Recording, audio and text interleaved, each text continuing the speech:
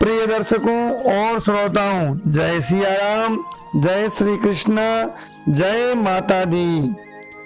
श्री दुर्गा सप्तशती महात्म्य का 7वां अध्याय, जिसमें आप सुनेंगे चंड और मुंड का वध। जी हाँ, जो भयंकर राक्षस थे चंड और मुंड का माँ दुर्गा ने वध किया, इसकी आप कथा आज श्रवण करेंगे।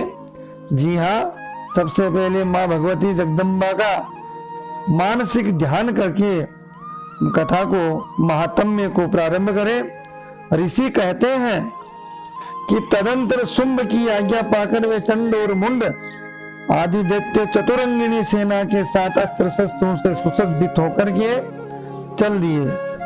फिर गिरिराज हिमालय के सुवर्णमय ऊंचे शिखर पर पहुंचकर उन्होंने सिंह पर बैठी देवी को देखा। वे मंद मंद मुस्कुरा रही थी। उन्हें देखकर दैत्य लोग तत्परता से पकड़ने का उद्योग करने लगे। किसी ने धनुष तान लिया, किसी ने तलवार संभाली और कुछ लोग देवी के पास आकर खड़े हो गए। तब अंबिका ने उन शत्रुओं के प्रति बड़ा क्रोध किया। उस समय क्रोध के कारण उनका मुख काला पड़ गया, ललाट में भौहें टेढ़ी हो गई। वहां से तुरंत विकराल मुखी काली प्रकट हुई। बोलो भगवती काली मैया की जय हो। जो तलवार और पास लिए हुए थी, तो विचित्र खटवांग धारण किए हुए, चीते की चरम की साड़ी पहने हुए, नर मुंडों की माला से विभूषित थी। माँ भगवती काली माँ यहाँ पर प्रकट हुई है। उनके शरीर का मांस सूखा हुआ था, केवल हड्डियों का ढांचा था, जिससे वे अत्यंत भयंकर जान पड़ती थी। उनका मुख बहुत विशाल था। जीभ लपलपाने के कारण वो और भी डरावनी प्रतीत हो रही थी। उनकी आंख भीतर को धसी हुई तथा कुछ लाल थी। वे अपनी भयंकर गर्जना के संपूर्ण दिशाओं को गुंजा रही थी। बड़े बड़े दैत्यों का वध करती हुई वे कालिका देवी बड़े वेग से दैत्यों की उस सेना पर टूट पड़ी, उन सबको भक्षण करने लगी।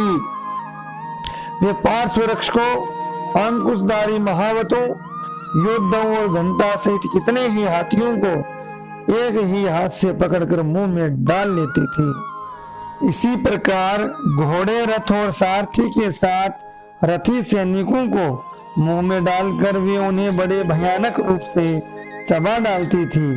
किसी के बाल पकड़ लेती, किसी का गला दबा देती, किसी को पैरों से कुचल डालती और किसी को छाती के धक्के से गिराकर मार डालती थी। वे असुरों के छोड़े हुए बड़े अस्त्र शस्त्र मुंह में पकड़ लेती और रोष में भरकर उनको दांतों से पीस डालती थी। काली ने बलवान एवं दुरात्मा दैत्यों की वह सारी सेना रोंद डाली, खा डाली। कितनों को मार भगाया।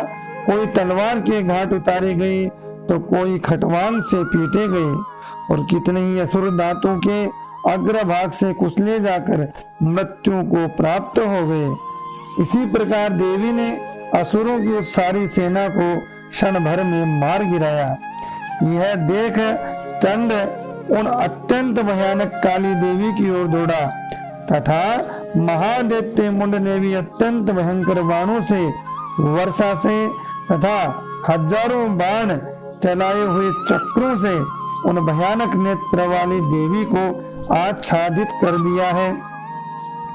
वे अनेकों चक्र देवी के मुख में समाते हुए ऐसे जान पड़े मानो सूर्य के बहुतेरे मंडल बादलों के उदर में प्रवेश कर रहे हों। तब भयंकर गर्जना करने वाली काली ने अत्यंत रोष में भरकर विकट अट्टहास किया। उस समय उनके विकराल बदन के भीतर कठिनता से देखे जा सकने वाले दांतों की प्रभा से वे अत्यंत उज्जवल दिखाई देती थी। देवी ने बड़ी तलवार हाथ में ले हम का उच्चारण करके चंड पर धावा बोल दिया। उसके केस पकड़कर उसी की तलवार से उसका मस्तक काट डाला। चंड को मारा गया देखकर मुंड भी देवी की ओर दौड़ा।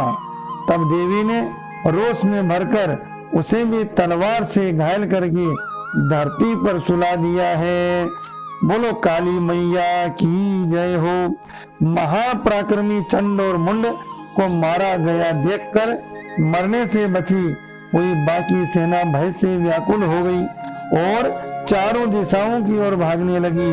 तदंतर काली ने चंड और मुंड का मस्तक हाथ में लेकर चंडिका के पास जाकर प्रचंड अट्टहास करते हुए, और हे देवी, मैंने चंड और मुंड नामक इन दो महापशुओं को तुम्हें भेंट किया है। अब युद्ध यज्ञ में तुम शुंभ और निशुंभ का स्वयं ही वध करना। ऋषि कहते हैं वहां लाए हुए उन चंड मुंड नामक महादैत्यों को देखकर कल्याणमयी चंडी ने काली से मधुर वाणी में कहा कि देवी, तुम चंड और मुंड को लेकर मेरे पास आई हो, इसलिए संसार में चामुंडा के नाम से विख्यात होगी। बोलो चामुंडा माता की जय हो। इस प्रकार से मार्कंडेय पुराण में सावर्णी मनमंत्र की यह कथा, जिसमें चंड और मुंड भयंकर राक्षस का देवी माता ने वध किया है और माँ काली का अवतार हुआ, माँ चामुंडा का अवतार हुआ। आपने कथा श्रवण की। नवरात्र में कथा देवी महात्म्य का अद्भुत महात्म्य है।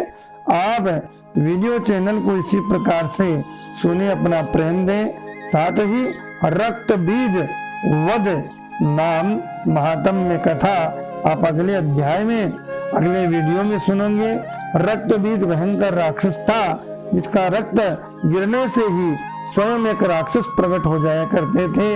ऐसे भयंकर राक्षस का माँ भगवती पराम्बा आदि शक्ति देवी ने जो है वध किया, संसार को महान दैत्यों से बचाया।